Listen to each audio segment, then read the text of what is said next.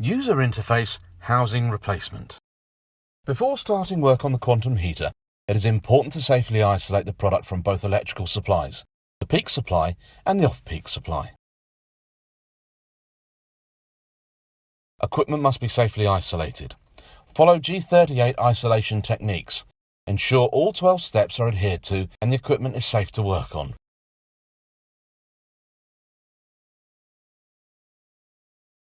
By the end of this short video, you will know how to remove and replace the quantum heater's user interface UI housing. Before starting, please review the video on removing the user interface.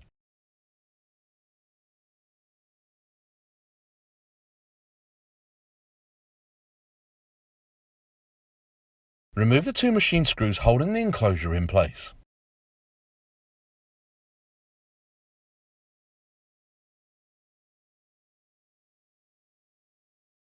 And remove the housing from the heater chassis.